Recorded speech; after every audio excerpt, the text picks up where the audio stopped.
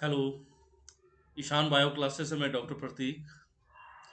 आज हम लोग एनाटमी और फिजियोलॉजी के जो टॉपिक्स को हम लोग लेकर चल रहे थे उसमें आज हमारा टॉपिक होगा एनीमिया। टॉपिक शुरू करने से पहले सारे स्टूडेंट्स और जो भी इंटरेस्ट लेते हैं फिजियोलॉजी एनाटमी या जो भी नॉर्मल स्टूडेंट्स जिनको तो ये इन टॉपिक्स की ज़रूरत होती है साइंस में, और मेरे वीडियो जो नहीं भी इस फील्ड से हैं जो देखने वाले हैं उन सबको हैप्पी न्यू ईयर। और हम लोग अब चलिए शुरू करते हैं। एनीमिया। एनीमिया एक कॉमन टॉपिक है और काफ़ी इम्पोर्टेंट टॉपिक है। अगर हम लोग साइंस पढ़ रहे हैं, अनाटमी फिजियोलॉजी पढ़ रहे हैं, और अगर हम लोगों ने एनीमिया क्लियर नहीं किया, एनीमिया टॉपिक को उसको टच नहीं किया, मतलब कि हम लोगों ने बहुत बड़ा हिस्सा अ, उसको हम लोग छोड़ के निकल गए। और काफ़ी इम्पोर्टेंट जो पोर्शन है फिजियोलॉजी का वो है एनीमिया। तो ये काफ़ी इंटरेस्टिंग भी है और हम लोग को पढ़ना ही पढ़ना चाहिए, चाहे वो कि मेडिकल के किसी भी फील्ड में हो, सारे स्टूडेंट्स को ये टॉपिक टच करना है। चलिए हम लोग बात करते हैं एनीमिया में। Anaemia is one of the common blood disorder. ये एनीमिया क्या है? एक कॉमन ब्लड डिसऑर्डर है, ब्लड की जो बीमारियों में से कह सकते हैं डिसऑर्डर है, उनमें से एक है। और ये कई कारणों से हो सकता है। ये रिडक्शन कई तरह की चीज, दो तीन ऐसी फैक्टर है जिसके रिडक्शन से एनीमिया क्रिएट होता है बॉडी में और पेशेंट एनेमिक हो जाता है। तो हम लोग बात करते हैं, it refers to reduction in किन किन चीज़ों में? तो आरबीसी काउंट के रिडक्शन से, हेमोग्लोबिन काउंट के रिडक्शन से, और पीसीवी पैक्ड सेल वॉल्यूम के रिडक्शन से एनीमिया क्रिएट हो सकता है। तो हम लोग उसको सिंगल लाइन में बात करेंगे। It refers to reduction in first RBC count, second haemoglobin count, number three PCV packed cell volume count जो है उसमें ये रिडक्शन से एनेमिक पेशेंट हो सकते हैं।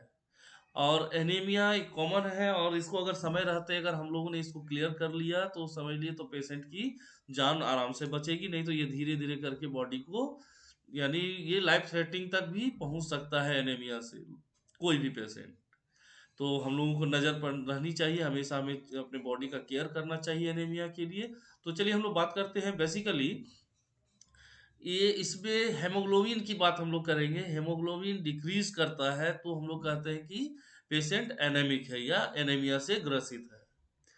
तो हम लोग चलिए सिंपल लाइन से बात करें, उसमें क्या कहता है basically, it is condition when the haemoglobin count of blood, जो कंटेंट है तो आपके हेमोग्लोबिन का, तो of blood is decreased down normal level. अगर नॉर्मल लेवल से नीचे डिक्रीज कर रहा है तो वो पेशेंट एनीमिया का होगा। फिर से अगर हम लोग बात इसको समझने की कोशिश करें कि एनीमिया कब हम लोग को बताएंगे, पेशेंट कब होता है, बेसिकली हेमोग्लोबिन को लेकर के हम लोग बात करें। अगर उसके जो ब्लड का एक कंटेंट है हेमोग्लोबिन, वो अगर डाउन हो रहा है, डिक्रीज कर रहा है अपने नॉर्मल लेवल से, तब वो एनेमिक होगा और एनीमिया वो से ग्रसित हो जाएगा।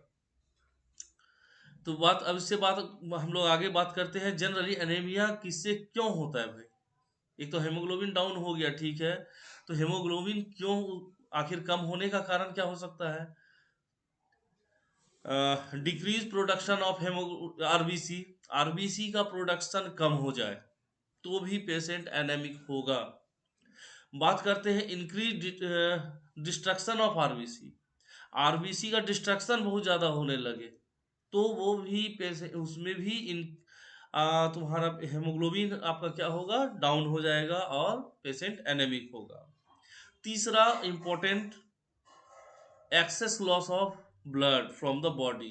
अब ये चाहे कंडीशन किसी भी तरह का होगा, नॉर्मल फेनोमेना है बॉडी का तो उसके चलते ब्लड लॉस कर रहा है बॉडी से, या नहीं तो अगर किसी तरह का ट्रॉमा हुआ है, हेमरेज हुआ है, ब्लीड, ओपन हेमरेज है और उससे ब्लीड कर रहा है, तो उससे भी ब्लड अगर बहुत ज़्यादा बह गया तो पेशेंट एनेमिक हो जाएगा। तो हम लोग को समझने के लिए ये तीन लाइनों को एकदम समझ के रखना है। क्या कहता है? Generally anaemia occur because of number one decrease production of RBC, increase destruction of RBC, number 3 excess loss of blood from the body. अगर किसी तरह से तो आरबीसी का प्रोडक्शन कम हो गया, डिस्ट्रक्शन ज़्यादा हो रहा है, और उसका ब्लड बॉडी से ज़्यादा निकल गया, चाहे जो भी कंडीशन अभी हम लोगों ने बात किया उसके कारण, तो ये आ, वो पेशेंट एनेमिक हो जाएगा, एनीमिया से ग्रसित हो जाएगा। हम लोगों ने जिन कंडीशंस की बात की उनमें से कुछ की अगर हम लोग बात करें, ये एनीमिया की, तो कुछ लोगों में ये इनहेरिटेड डिसऑर्डर के चलते भी होता है, और कुछ इन्वायरमेंटल इन्फ्लुएंसेस के चलते भी होगा, जैसे न्यूट्रिशनल प्रॉब्लम्स हो सकता है, यानी उसको डाइट अच्छा नहीं मिल रहा होगा।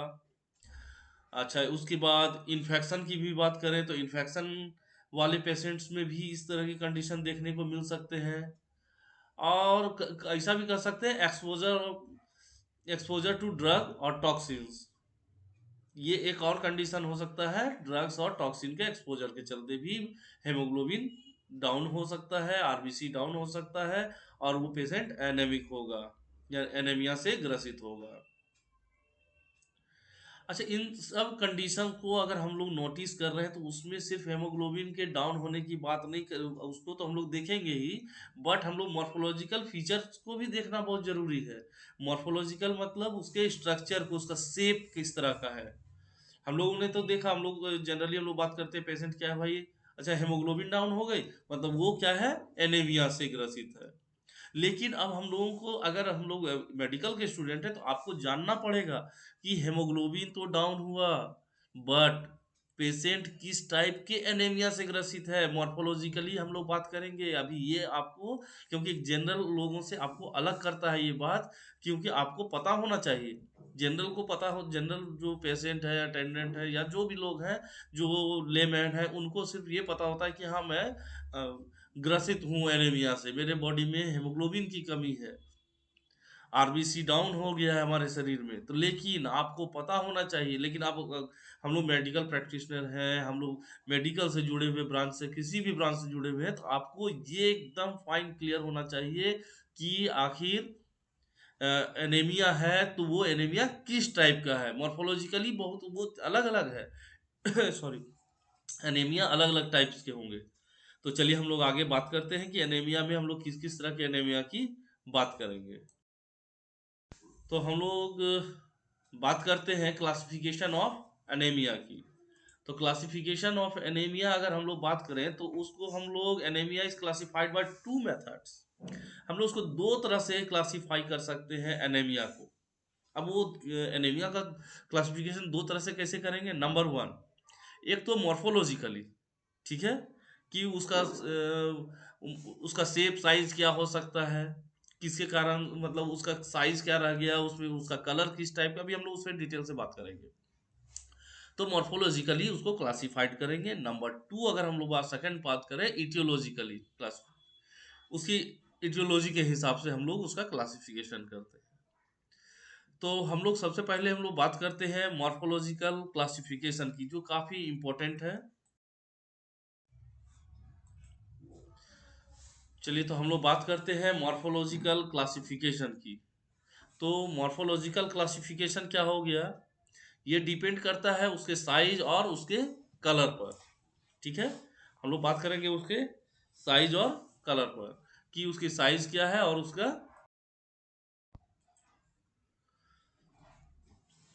तो आरबीसी का वो कलर कैसा होगा और उसका साइज क्या है, मॉर्फोलॉजिकली क्लासिफिकेशन में सबसे इंपॉर्टेंट चीज है।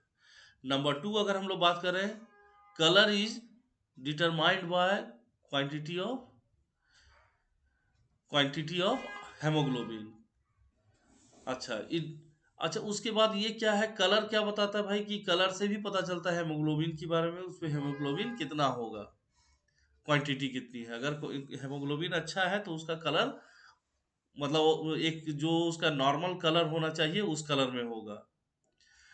अच्छा, बोलता है अकॉर्डिंगली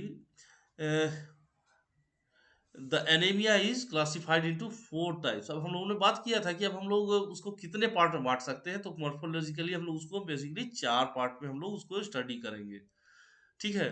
तो हम लोगों को अब आपको पता होना चाहिए, अगर हम लोग ब्लड किसी को टेस्ट के लिए भी लैब में देते हैं तो आपको उनसे पता कर लेना होगा कि भाई एनीमिया है पेशेंट को तो ये किस टाइप का एनीमिया है, तब जाके बेहतर हम लोग काम कर पाएंगे पेशेंट के ऊपर। तो number one, normocytic normochromic normochromic anaemia. ये पहला नाम क्या हो गया, नॉर्मोसाइटिक नॉर्मोक्रोमिक, यानी ये नाम से ही पता चलता है कि नॉर्मोसाइटिक यानी नॉर्मल सेल है, सेल का साइज भी ठीक ठाक होगा, और नॉर्मल नॉर्मोक्रोमिक, नॉर्मल कलर भी उसका नॉर्मल। तो हम लोग बात कर रहे थे नॉर्मोसाइटिक नॉर्मोक्रोमिक एनीमिया की। तो नॉर्मोसाइटिक नॉर्मोक्रोमिक तो नाम से ही पता चलता है, उसका साइज सेम होगा, और उसमें नॉर्मल कलर भी नॉर्मल होता है, but number of RBC less होगा। तो ये नॉर्मोसाइटिक नॉर्मोक्रोमिक एनीमिया में नंबर वन। नंबर टू की बात करें तो normocytic normochromic, sorry macrocytic normochromic. Macrocytic, macro मतलब होता है बड़ा, माइक्रो मतलब छोटा, याद रखेंगे, इससे वर्ड पकड़ना आसान हो जाएगा। टर्मोलॉजी एकदम आसान होता है अगर हम लोग उसके वर्ड पर ध्यान दें तो मैक्रोसाइटिक, मैक्रोसाइटिक नॉर्मोक्रोमिक एनीमिया। तो मैक्रोसाइटिक मतलब साइट मतलब सेल, मैक्रो मतलब बड़ा, यानी सेल का साइज बड़ा होगा, लार्ज होगा। और नॉर्मोक्रोमिक, उसका कलर क्या होगा, नॉर्मल होता है हेमोग्लोबिन का, पर उसमें क्या होगा, आरबीसी काउंट डिक्रीज किया हुआ रहेगा। तो चलिए हम लोग समझते हैं। मैक्रोसाइटिक नॉर्मोक्रोमिक एनीमिया में the RBC are larger in size, size से वो बड़ा होगा, विथ नॉर्मल हेमोग्लोबिन कंटेंट, उसमें नॉर्मल हेमोग्लोबिन कंटेंट ठीक ठाक होगा। द आरबीसी काउंट डिक्रीज, और उसमें आरबीसी काउंट क्या हो जाता है, कम रहता है, तब वो हो जाएगा मैक्रोसाइटिक नॉर्मोक्रोमिक एनीमिया। अगर बात करें हम लोग नंबर थ्री, तीसरे नंबर में हम लोग बात करें तो मैक्रोसाइटिक, यहाँ सेल भी मैक्रो अभी भी बड़ा है, और हाइपोक्रोमिक। अब लेकिन क्या एक बात अलग आ गई, हाइपो मतलब कम, ठीक है, हाइपर मतलब ज्यादा, हाइपो मतलब कम। तो मैक्रोसाइटिक तो साइज बड़ा हो गया सेल का, और हाइपोक्रोमिक कलर कम हो जाता है। तो तीसरा नंबर एनीमिया क्या हो गया, मैक्रोसाइटिक हाइपोक्रोमिक एनीमिया। चलिए इसमें हम लोग बात करते हैं, the RBC are larger in size, clear है, जैसा नाम से पता चल रहा है, मैक्रोसाइट में the RBC are larger in size. अच्छा, इसके बाद the haemoglobin content in the less, the haemoglobin content in the cell is less, उसका काउंट क्या हो, हेमोग्लोबिन काउंट कम हो जाएगा। क्यों भाई, क्योंकि ये हाइपोक्रोमिक है, इसका कलर कम है। तो कलर हम लोग को पता है हेमोग्लोबिन के चलते है, तो जब कलर कम है इसका मतलब हेमोग्लोबिन डाउन है। द एच बी यानी haemoglobin content in the cell is less, so the cells are pale, इसलिए वो सेल कैसा दिखाई देगा, हल्का पीला कलर का दिखाई देगा, यानी लेस कलर, जो नॉर्मल कलर होगा उससे कम हो जाता है उसका कलर। इसके बाद हम लोग बात करेंगे नंबर फोर, माइक्रोसाइटिक और हाइपोक्रोमिक। एक तो माइक्रो मतलब कम, सेल का साइज छोटा हो गया, और हाइपोक्रोमिक अब उसका कलर भी क्या है, उसका कलर भी कम होगा। अब दोनों बात हो रही है, चारों चार तरह की बात हम लोगों ने की, फिर से एक बार हम लोग इसको रिवाइज करेंगे क्योंकि ये बहुत इंपॉर्टेंट चारों लाइन्स है। माइक्रोसाइटिक हाइपोक्रोमिक, तो नाम से अब आप ही अंदाजा लगा सकते हैं, माइक्रोसाइटिक मतलब छोटा cell, 10 RBC are not smaller in size, and hypochromic 10 RBC sorry haemoglobin content is less. तो ये तो चारों अपने आप में नाम क्लियर कर रहा है ये क्या है। चलिए हम लोग फिर से बात करते हैं, अगर क्लासिफिकेशन करते हैं मॉर्फोलॉजिकली, तो बात सबसे पहले आता है नॉर्मोसाइटिक नॉर्मोक्रोमिक एनीमिया। इसमें नॉर्मल साइज का सेल होगा, हेमोग्लोबिन भी इसका नॉर्मल होगा, नॉर्मल कंटेंट होगा, बट आरबीसी जब ये दोनों नॉर्मल है तो आरबीसी काउंट लेस होगा। इसके बाद हम लोग बात करते हैं मैक्रोसाइटिक नॉर्मोक्रोमिक। तो मैक्रोसाइटिक सेल का साइज क्या हो गया, बड़ा हो गया, और नॉर्मोक्रोमिक मतलब अब हेमोग्लोबिन की संख्या कम हो जाएगी, काउंट कम हो जाएगा, जिसके चलते जो और आरबीसी काउंट डिक्रीज होगा। और इसके बाद हम लोग बात करते हैं मैक्रोसाइट्स। और हाइपोक्रोमिक। मैक्रोसाइट मतलब मैक्रो मतलब बड़ा, अब सेल क्या हो गया, लार्जर इन साइज हो गया। और हाइपोक्रोमिक मतलब हेमोग्लोबिन कंटेंट भी लेस हो जाता है सेल में, और उसका कलर कैसा हो जाएगा, पेल। अच्छा, इसके बाद माइक्रोसाइटिक हाइपोक्रोमिक, अब सेल का भी साइज छोटा हो जाएगा, नॉर्मल साइज से छोटा स्मॉलर होगा, और उसमें एचबी काउंट भी क्या होगा, लेस होता है। तो इस तरह से हम लोगों ने समझा normocytic, normochromic, macrocytic, normochromic, macrocytic, hypochromic, microcytic, hypochromic anaemia. ये चारों एनीमिया है, मॉर्फोलॉजिकली हम लोग क्लासिफाइड हम लोगों ने किया। अब हम लोग आज इस पे अगले वीडियोस में हम लोग शेयर करेंगे इडियोलॉजिकली क्लासिफिकेशन को, क्योंकि एक साथ हम लोग अगर हम लोग वीडियो तो तैयार कर सकते थे पूरा, लेकिन बट स्टूडेंट्स के पॉइंट ऑफ व्यू से क्या होता है कि पूरा हौच पौच होना शुरू हो जाता है, लगता है कि एक दिन में मतलब पूरा इतना टॉपिक दोनों मिक्स होने लगता है। तो टॉपिक से मिक्स नहीं होना है और आपको इजीली समझने की कोशिश करें। कोई बात नहीं है, मैं वीडियो 2 बनाऊंगा, कोई दिक्कत नहीं है, लेकिन आपको समझ में अच्छे से आनी चाहिए। तो चलिए हम लोग बात करेंगे अगले वीडियो में इटियोलॉजिकली क्लासिफिकेशन की। तो अभी हम लोगों ने मॉर्फोलॉजिकली समझा, एनीमिया क्या था उसको समझा। तो आशा करता हूँ आप लोगों को काफ़ी पसंद आएगा। अगर अच्छा लगा तो काइंडली आप मैसेज करें, और जिन लोगों को ज़रूरत हो इस तरह के वीडियोस की, काइंडली उनको शेयर करें, और उनको टॉपिक्स मिलता रहे तो सारे स्टूडेंट्स को फ़ायदा मिलना चाहिए।